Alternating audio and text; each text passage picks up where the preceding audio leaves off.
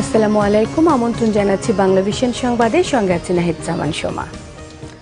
বিমানবন্দরের নিরাপত্তা ব্যবস্থায় ত্রুটি ছিল না বলে দাবি করেছেন বেসামরিক বিমান ও পর্যটন প্রতিমন্ত্রী মাহবুব আলী। এদিকে পরিচয় মিলেছে বিমান ছিনতাইয়ের চেষ্টাকারীর। তার নাম পলাশ আহমেদ, বাড়ি সোনারগাঁওয়ের পিরিজপুরে। শাহজালাল আন্তর্জাতিক বিমানবন্দরে সংবাদ সম্মেলনে মন্ত্রী বলেছেন, চট্টগ্রামে বাংলাদেশ বিমানের উড়োজাহাজ ময়ূরপঙ্খী স্বাভাবিকভাবে অবতরণ করেছিল।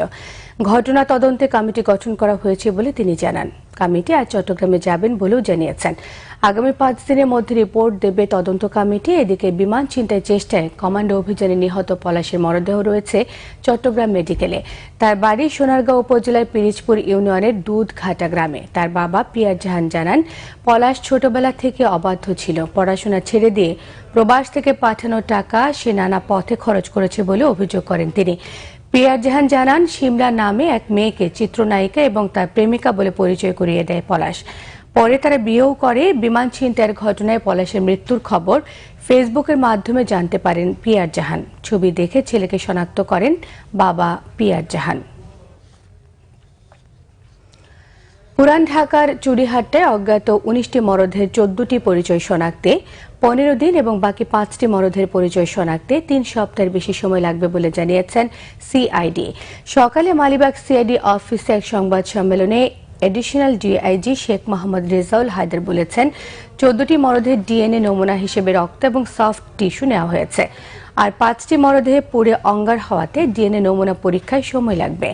এখন পর্যন্ত 19টি মৃতদেহের দাবি করেছেন 23 জন, আর 38 জন স্বজনের কাছে ডিএনএ নমুনা সংগ্রহ করা হয়েছে। বুধবার চুড়িহাট্টা আগুনে পুড়ে অঙ্গার হয় 67 জন। তার মধ্যে 48 জনের পরিচয় শনাক্ত হওয়ায় পরিবারের কাছে তাদের লাশ হস্তান্তর করা হয়েছে বলেও জানানো হয়েছে সংবাদ সম্মেলনে। এর আগে ঢাকা মেডিকেল কলেজ হাসপাতালের মর্গের সামনে অস্থায়ী ক্যাম্প করে সিআইডি ফরেনসিক ডিএনএ ল্যাব এই নমুনা সংগ্রহ করে।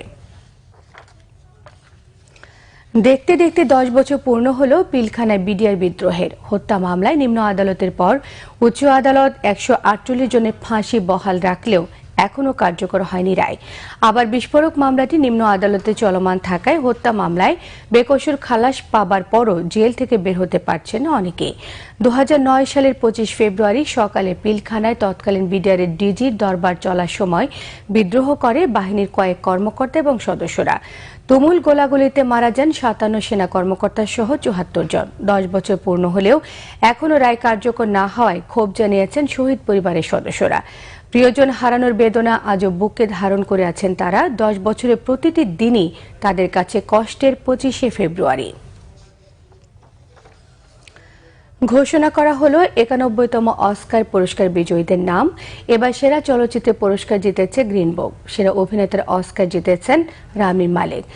বহিমিয়ান র্যাপসোডি চলচ্চিত্রের জন্য রামি মালিক এ পুরস্কার পান। দ্য ফেভারিট ছবির জন্য সেরা অভিনেত্রীর অস্কার জিতেছেন অলিভিয়া কোলম্যান।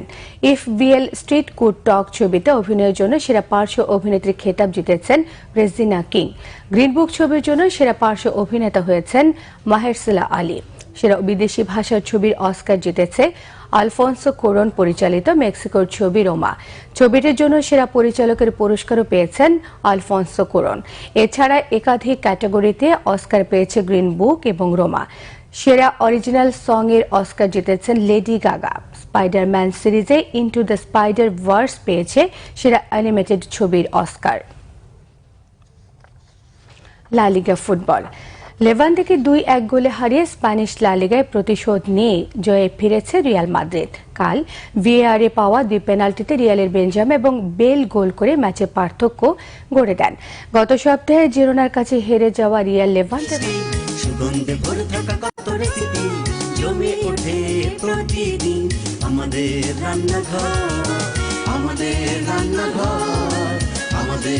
প্রিয় তারকাদের রেসিপি নিয়ে রান্নার অনুষ্ঠান আমাদের রান্নাঘর।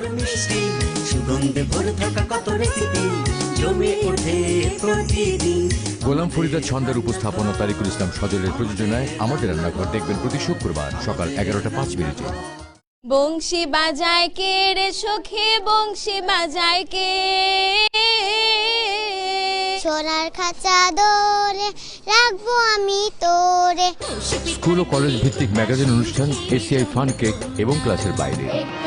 রইল। এছাড়া ফেসবুকে বাংলাভিশন সংবাদ সরাসরি দেখতে লগ ইন করতে পারেন facebook.com/বাংলাভিশন। এতক্ষণ সঙ্গে থাকায় সবাইকে ধন্যবাদ।